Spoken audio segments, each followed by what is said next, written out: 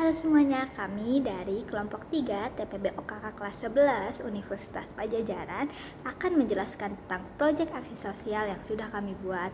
Sebelumnya, perkenalkan nama saya Berliana Syal Atifah. Kenalkan, nama saya Firman Darmawan.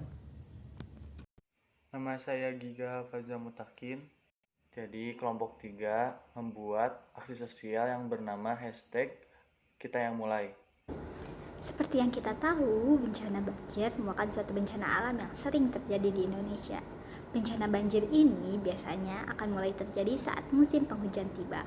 Banyak hal yang menyebabkan terjadinya banjir. Salah satunya adalah masalah sampah. Masyarakat masih senang membuang sampah sembarangan. Sungai, selokan, dan juga lahan kosong merupakan sasaran tempat pembuangan sampah yang paling sering dituju oleh masyarakat. Terjadinya penumpukan sampah di beberapa tempat, selokan yang mengalami penyumbatan, dan juga sungai yang menjadi bau serta kotor oleh sampah merupakan beberapa akibat dari kebiasaan membuang sampah sembarangan. Hal tersebutlah yang akhirnya menjadi faktor paling mempengaruhi bencana banjir yang selalu terjadi saat musim penghujan tiba. Sampah memang menjadi hal yang tidak lepas dari kehidupan kita. Misalnya saja ketika selesai makan, pasti akan menghasilkan sampah. Baik itu sisa bungkus makanan dan juga minuman. Yang menjadi masalah, sikap masyarakat yang tidak disiplin saat membuang sampah menjadi penyebab bumi kita menjadi kotor. Tidak hanya itu, cara mengolah sampah yang tidak benar akan membuat bumi semakin tertutup kotoran. Padahal, banyak cara yang bisa kita lakukan untuk mengelola sampah-sampah tersebut agar tidak menyebabkan pencemaran begitu saja. Karena tidak semua sampah tidak bisa kita gunakan kembali. Ada jenis sampah yang masih bisa kita daur ulang. Maka dari itu, langkah pertama yang harus kita lakukan adalah mengenali jenis sampah.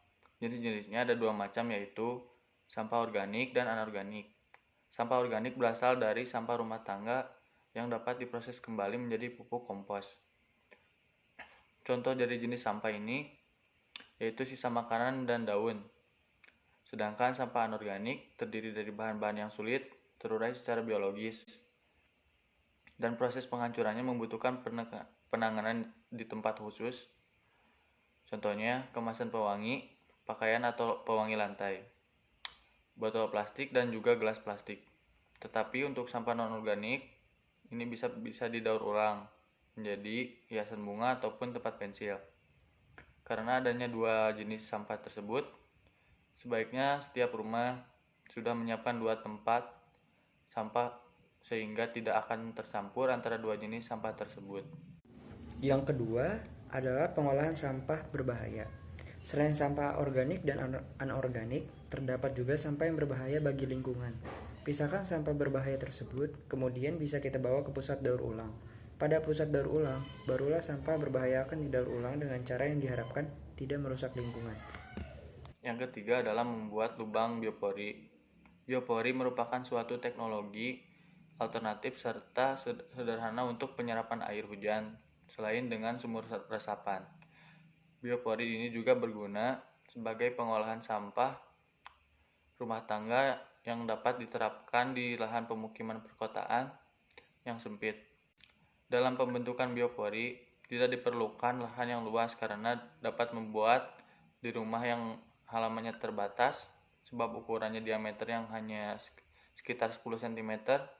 Biopori ini sangat bermanfaat untuk mencegah banjir, memperbanyak cadangan air tanah, juga mengurangi sampah buangan. Dari ketiga hal tersebut, dapat kita ketahui bahwa permasalahan sampah ini masih bisa kita atasi. Dengan begitu pula, untuk permasalahan banjir pun bisa kita hindari. Hanya saja, semua hal tersebut membutuhkan kontribusi dari setiap kalangan masyarakat. Yang sayangnya belum semua kalangan masyarakat tahu pentingnya akan hal tersebut.